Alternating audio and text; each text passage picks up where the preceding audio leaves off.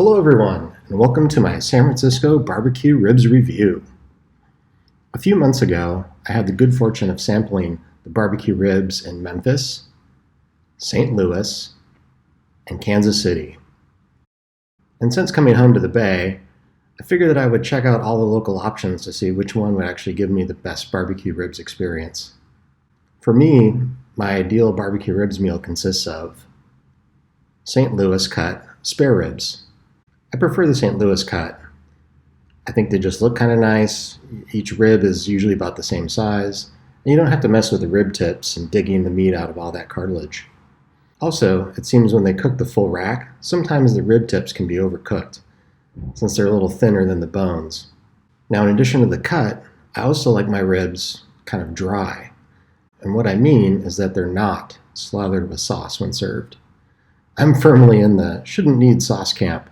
I think the dry rub and the saucing that happens during the cooking, well, that should be all that's needed to make a delicious rib. As for the sides, my go-to is some sort of slaw. A good slaw is cool and crunchy and refreshing. It helps cut the fat and the rich rib meat. Cornbread. Gotta have cornbread. Light and crumbly but still moist. A nice piece of cornbread is a perfect complement to the meal. And lastly, if I'm offered two sides of my meal, I'll go with some barbecue baked beans. I think some sort of starch will balance it out nicely. Okay, let's get on to the review. Here we go. Smoke and Warehouse Barbecue, Sacramento Street. Smoke and Warehouse has two locations, the original in Bayview and a second one on Sacramento Street, not far from where I live. Oof, man, this is a hot mess. The meat is overcooked, which you can tell because the meat is already off the bone. And see how that one bone looks burnt? No. A good rib should easily come away from the bone, but still have some bite to it. I mean, you gotta bite it off the bone. It doesn't just slide off on its own. Here, the texture is just all wrong. It's mushy and soft, almost more like a pulled pork. And the color is weird. Rather than a smoky red exterior and a pink smoke ring, everything is just a burnt yellow. The sides and cornbread were all okay, but given how much the ribs missed the mark, well, it's just not worth it. Hardwood Bar and Smokery. This was sort of the direct opposite of Smoke and Warehouse. Rather than being soft and mushy, here the meat was dry and chewy. As you can see, they have a finishing glaze, which had good flavor, but was dry and hard, almost like a shellac. Those ribs were also strangely cut. Notice the alternating triangles? Tucked underneath was an end piece, which is tough and chewy, and with that glaze, it reminded me of a Chinese sweet and sour pork. Not what I'm looking for in a barbecue rib. While I was able to get some slaw, they didn't have any cornbread at all. And instead of your traditional barbecue baked beans, they offered coconut black beans? Interesting, but no. Baby Blues Barbecue.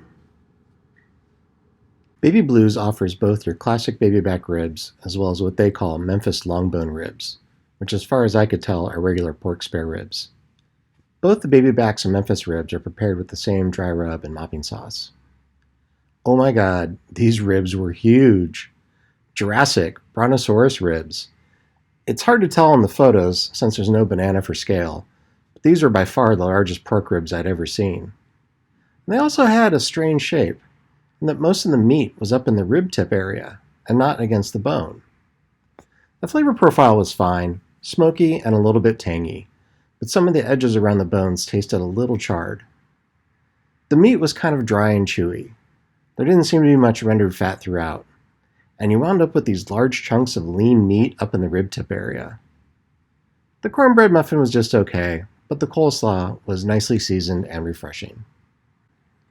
4505 Burgers and Barbecue. These ribs seem to be cut somewhere between St. Louis style and a full spare rib. There was one rib in particular that was cut longer than the rest. They had a good exterior color and texture, a decent smoke ring, and a tender bite, but were a little dry and lacking some of the juiciness you'd expect. Also, the flavor profile was weak. Maybe they dial back the dry rub and rely on the customer to apply the table sauces, but without that extra sauce, the ribs are just kind of bland. In contrast, the coleslaw was heavily seasoned, and while it had a nice crunch and a slightly tangy taste, it had way too much black pepper to be refreshing, so the dinner roll had to act as a palate cleanser. And by the way, what's up with that dinner roll? Cornbread, please. The baked beans were the best part of the meal, rich and sweet with hints of molasses and brown sugar, and bits of barbecue meat nestled throughout, and finished with a spicy kick. Yum. Cat Head's Barbecue. Cat Head's Barbecue serves St. Louis cut spare ribs. The set I got were decently trimmed, but still had a bit more of the rib tip than I would have liked. The texture was correct, decent bite and chew, but still tender and succulent. My main complaint, though, is that just before serving, they slather a thick, sticky barbecue sauce all over the ribs, and the sauce totally dominated the flavor profile. Instead of cornbread, they give you a buttermilk biscuit, which is fine, I guess, but I'd prefer cornbread. I was pleasantly surprised by their mustard slaw. It had a nice, tart tang and was flavorful, but still refreshing. Everything I want in a slaw. If only I could have gotten those ribs without that barbecue sauce. Keep it on the side, please. International Smoke. As the name suggests, International Smoke offers a variety of dishes that draw from many different barbecue traditions. Let's find out if their version of the classic St. Louis cut, American-style barbecue pork rib measures up. The ribs were nicely cut, squared off and very clean, without any bits of cartilage from the rib tip. They were expertly cooked, hitting just the right texture with a nice bite and tender, succulent meat. And check out that smoke ring. The smoky flavor came through well, but the overall flavor profile was too heavily influenced by the sticky, sweet sauce. It almost gave me a Hawaiian barbecue vibe. The cornbread muffins were delicious. I could have eaten 4 more of those. And since they didn't have any type of slaw, I had to make do with roasted chili spice cauliflower. A big squeeze of lemon helped it cut through the richness of the ribs, but the texture was just too soft. I was missing something with crunch. Southpaw Barbecue. By the time you see this review, Southpaw Barbecue will be no more. It closed at the end of June 2019. But I decided to keep them in this review because you can still order from their catering restaurant, Sneaky's Barbecue. They serve a full spare rib, rather than the St. Louis cut, and they leave the saucing up to you. Their dry exterior bark lets the flavors of the rub and smoke ring really come through. No need to sauce! And the texture was spot on, juicy and tender, but still with some bite. I like that I got a slice of cornbread, as opposed to the muffins I got everywhere else. The slaw was okay, but the beans were a little strange. Rather than being sweet, dark, and rich, they had a spicy chili powder or paprika vibe.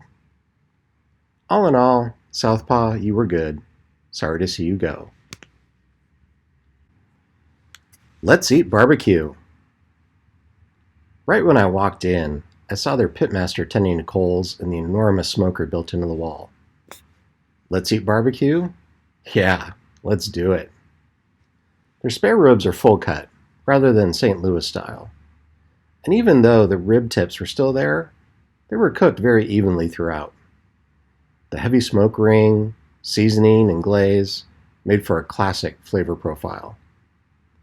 And with just the right amount of bite, tenderness, and succulence, these were a joy to eat.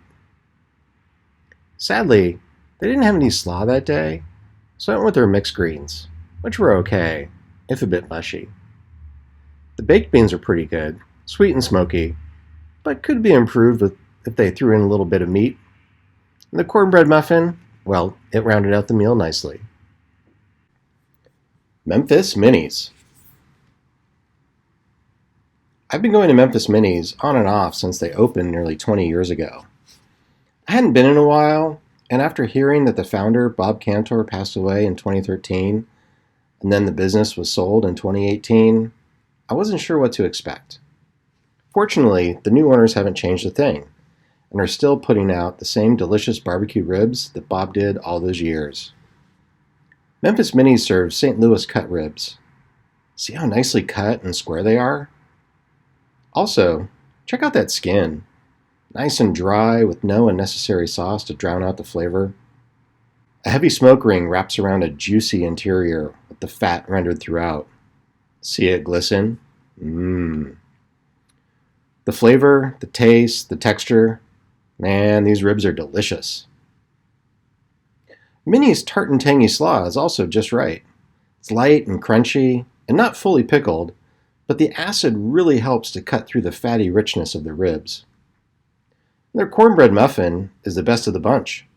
Almost crunchy but still moist and very flavorful. The barbecue baked beans were the only part of the meal that was kind of only good and not great. I'm happy to see that after all these years, Memphis Minis is still turning out fantastic barbecue ribs. See you again sometime soon.